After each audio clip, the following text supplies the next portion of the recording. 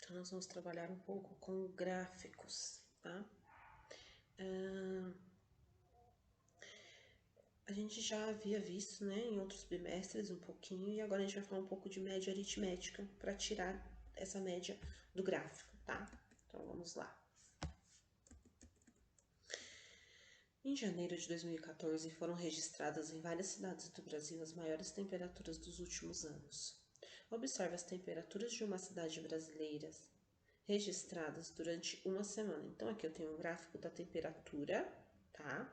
De quantos graus atingiu e os dias da semana, tá? Então, eu tenho o mês de janeiro, dia 12, 13, 14, 15, 16, 17 e 18, tá? Então, com base nesse gráfico, nós vamos responder as questões, tá, gente? Lembrando que, para que eu possa tirar uma média aritmética, eu tenho um processo a se fazer, tá? Então, vamos lá, ó. Aqui do lado nós temos o quadrinho falando. Lembre-se, para calcular a média aritmética de uma série de valores, adicionamos esses valores e dividimos o resultado pela quantidade de valores adicionados. Isso quer dizer o que, gente? Por exemplo, eu tenho... Deixa eu apagar aqui. Vamos pensar em alguns valores, tá?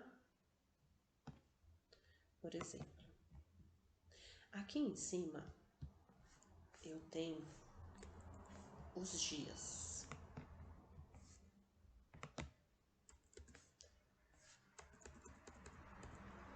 Então, ó, eu tenho os dias e tenho as temperaturas destes dias. Por exemplo, aqui ó, 34, 31, depois eu tenho lá 36, depois eu tenho aqui 33, depois eu tenho 35, 34 novamente, 35 novamente, tá?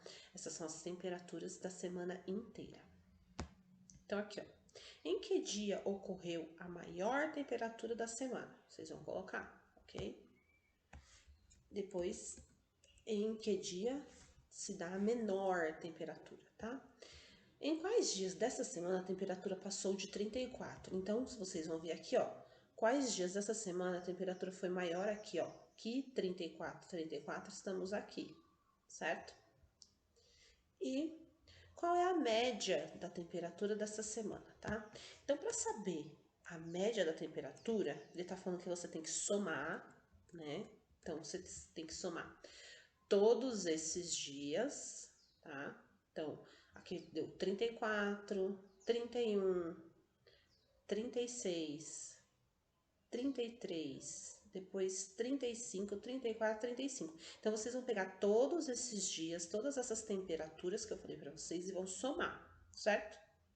Somando tudo isso, vocês vão dividir pela quantidade de dias, tá? Que são, ó, 1, 2, 3, 4, 5, 6, 7, tá?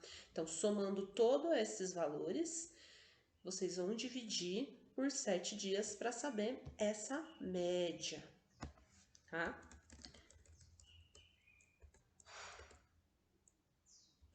Então, seria... Vou colocar aqui do lado para vocês terem uma ideia aqui. Então, eu tenho lá 34. Peraí, desculpa. Eu tenho lá 34, certo? Começa aqui no 34. Depois eu tenho mais 31, mais 36, mais 33, mais 35. Depois eu tenho 34 de novo, mais 35. Então, eu vou fazer a soma de tudo isso, tá? Com o resultado de tudo isso, eu vou pegar o resultado, que eu não vou falar qual é, vocês vão fazer, tá? Então, a partir desse resultado, vocês vão pegar o resultado dividido por 7, tá? Então, vocês vão fazer a divisão por 7, vamos ver quanto dá, ok? Então, é isso que tem que fazer no exercício. Vamos lá para baixo.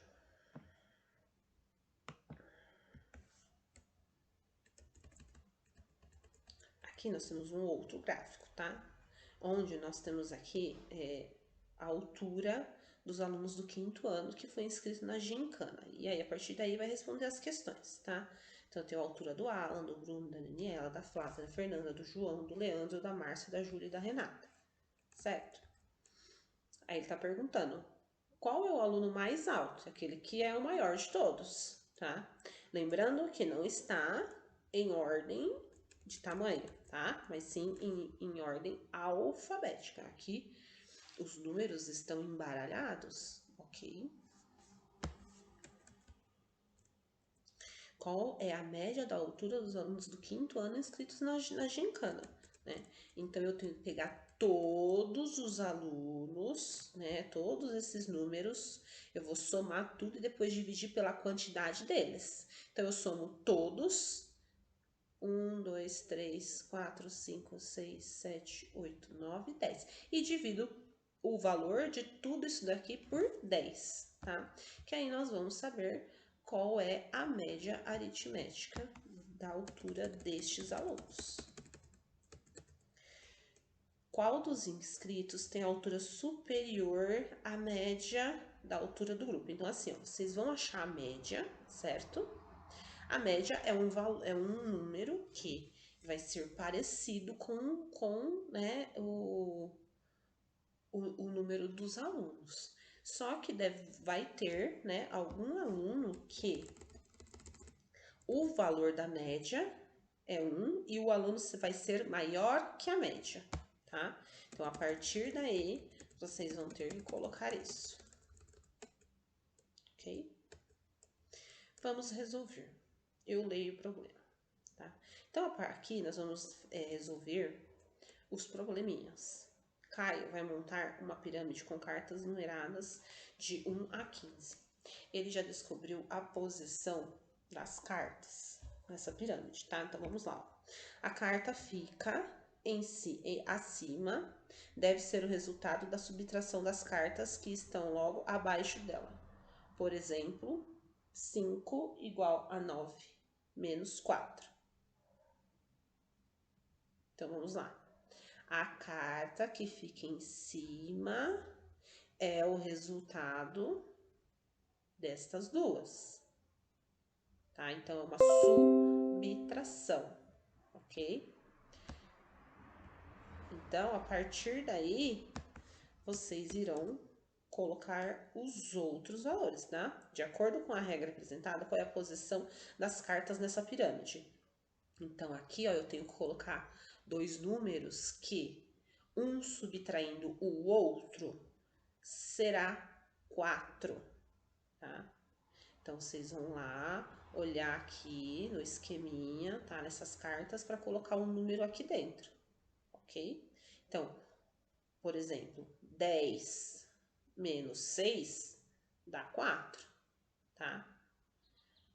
E só que aí eu tenho que pensar antes nesse número aqui também, porque o mesmo número aqui menos o outro tem que dar 9, ok? Então, tem que pensar direitinho, porque eu não posso colocar qualquer número aqui e depois eu não conseguir fazer a subtração do outro número deste lado, tá?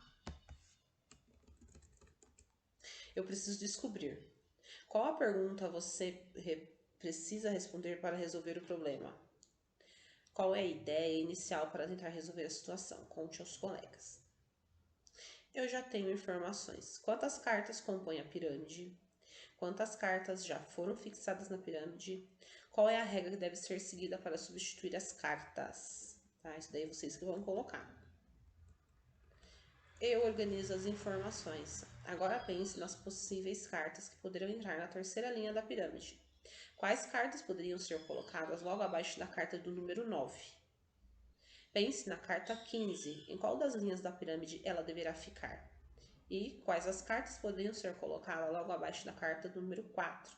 Lembre-se de que uma delas fica também logo abaixo da carta número 9, que foi isso que eu acabei de falar para vocês, tá?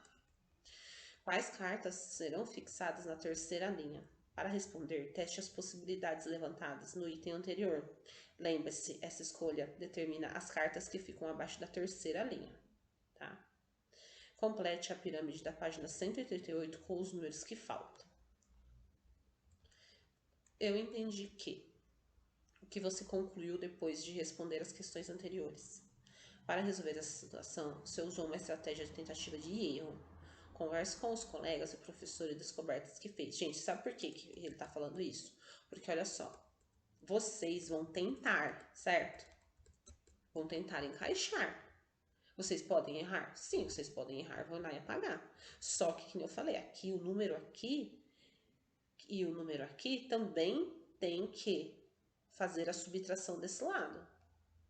Porque, por exemplo, que nem eu falei, se eu colocar aqui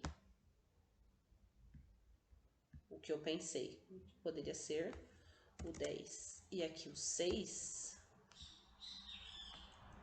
eu vou ter 4. Porém, 6 menos outro número não vai dar 9, então não pode ser esse, tá? Por isso que é estratégia de erro, ok?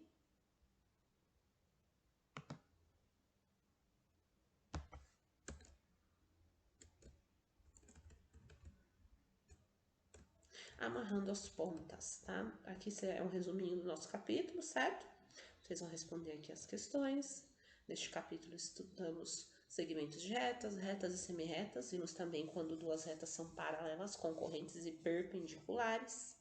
Complete as frases a seguir com as palavras da ficha. Então aqui nós temos as palavras, certo? E vamos completar aqui embaixo as frases.